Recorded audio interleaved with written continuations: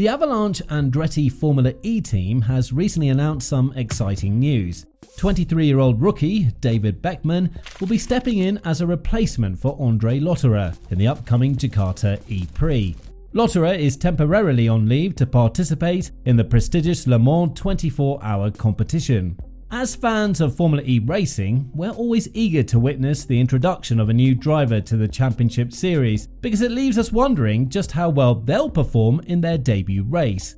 To get a better idea of how Beckmann will perform in the electric single-seater, let's take a look at his past achievements and his road to Formula E. We'll also cover the other side of the story, the Le Mans 24-hour endurance competition. What makes this race so special that Formula E drivers are willing to take a leave of absence to compete in it? And lastly, stick around till the end to find out which other rookie driver just got his big chance in a surprise substitution revealed just days before the race weekend. So let's begin by turning our attention to the rising star who'll be filling in for André Lotterer, David Beckmann. While you may know him as the guy with a name that resembles David Beckham, Beckmann is ready to make his mark in the world of Formula E. Despite his youth, he left a lasting impression when he debuted in F4 at the tender age of 15. And let's not forget his remarkable performance in GP3, where he delivered stunning results after making a strategic team switch mid-season in 2018. From 2019 to 2020, Beckmann competed in Formula 3 racing for both Art Grand Prix as well as Trident. Beckmann also brings a wealth of experience to the table as a former Formula 2 podium finisher, showcasing his skills for teams like Charoux Racing System, Campos Racing and Van Amersfoort Racing. In fact, in his debut race as a Formula 2 driver, he was able to secure an impressive third-place finish in Bahrain. And more recently, Beckmann too has competed in some World Endurance Championship rounds, racing in both the Sebring 1000 miles and the Portimao 6 hours. But it's been since early 2022 that Beckmann has served as Avalanche Andretti's test and reserve driver in Formula E, while also staying connected to the Tag Heuer Porsche team as their reserve driver. In fact, viewers may have caught a glimpse of him as he demonstrated his skills at the 2023 Berlin Rookie Test. Andretti team principal Roger Griffiths is confident that Beckmann is the perfect fit to step in for Lotterer in Jakarta. Griffiths believes that Beckmann's expertise in single-seater championships and his role as both Andretti's and Tag Heuer's Porsche reserve and development driver will ensure a seamless transition into the thrilling world of Formula E. Now, this advancement may not have come so easily had it not been for André Lotterer's decision to accept an invitation to the 24 Hours of Le Mans. Joining forces with the formidable duo of Kevin Estre and Laurens Vanthoor, Lotterer will be taking the wheel of the impressive number 6 Porsche 963 entry. While both Formula E and WEC boast an impressive lineup of drivers this year, Lotterer stands out as the lone competitor who will miss out on the Formula E races. As you may already know, Lotterer is widely recognised as one of the most exceptional endurance racers of our time. His track record speaks for itself, with 3 remarkable victories at the 24 Hours of Le Mans, 10 well-deserved triumphs in the World Endurance Championship, and securing the inaugural WEC title in 2012. Lotterer himself has expressed his long-term ambition of making a comeback to Le Mans, which could greatly benefit his career and further solidify his reputation as one of the greatest endurance drivers. It's worth noting that he's currently ranked 13th in Formula E with 23 points. Last year, the German driver made the decision to skip the race for the first time since 2008 as he focused on his commitments in Formula E.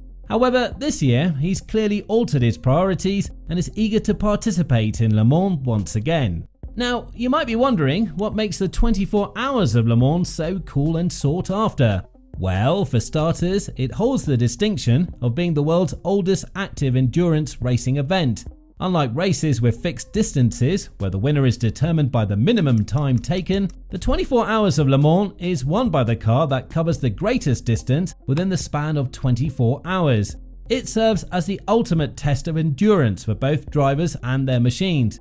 Each year, over 250,000 enthusiastic spectators flock to witness the thrilling spectacle that is the 24 Hours of Le Mans. There are other Formula E drivers who have also competed in the 24 Hours of Le Mans. One such driver is the talented Sebastian Buemi, with an impressive record of 4 wins and 7 podium finishes in the iconic endurance race. Buemi has claimed the title of World Endurance Drivers' Champion alongside his teammate Anthony Davidson. Not only that, but he's also triumphed in the FIA WEC 3 times and conquered the 24 Hours of Le Mans on 4 occasions. And guess what? He's all set to join this year's thrilling competition as well, adding an extra dose of excitement to the mix. Another Formula E star who's embarked on the 24-hour race is none other than Antonio Felix da Costa. He'll be putting his skills to the test in this year's competition, and you can't help but feel the anticipation building up for the event. Rounding out the list of Formula E drivers crossing over the Le Mans this year are Nico Müller and Jean-Eric Vergne. However, none of these drivers have stated that they'll require a substitute driver for the Jakarta ePrix. And speaking of substitutions in Formula E, it's not uncommon for teams to make changes due to various reasons like scheduling conflicts or driver injuries. So, let's take a look at some notable examples of remarkable substitutions in Formula E history. Back in 2016, we saw Pierre Gasly, a Formula 1 race winner, stepping into the Formula E world. As the reigning GP2 champion, Gasly filled in for Sebastian Buemi at Renault Edams for 2 races in New York City. Despite limited experience in all-electric single-seaters and missing Friday evening's shakedown, Gasly took on the challenge. Another memorable substitution occurred when Swiss driver Simona de Silvestro joined Andretti for the final 2 races of Season 1. She partnered with Jean-Eric Vergne in the team and made a mark as the 3rd woman to compete in Formula E. Although finishing just outside the points in the London races, de Silvestro's performance caught the attention of the Beckmann and Andretti team, who signed her for the following season. Her opportunity came when she replaced Justin Wilson. Now, the spotlight turns to the rising star David Beckmann. What lies ahead for him in the upcoming Jakarta ePrix? Will he make a significant impact and lead the Avalanche Andretti team, or will he face challenges? Well, time will tell. As we eagerly await the race, let's send our best wishes to Beckmann and witness his journey unfold. Finally, we'd like to briefly speak on the recent news of Roberto Mehri suddenly replacing Mahindra racing driver Oliver Rowland. It's been rumoured that Rowland vacated his seat either due to poor performance or in hopes of landing a position elsewhere. Fans are left wondering just how long this promotion will last for Mehri, and also why didn't Mahindra go with Jahan Daruvala instead? So what are your thoughts on this last minute change? Now, if you enjoyed the video, feel free to subscribe to our channel so you don't miss out on any more Formula content.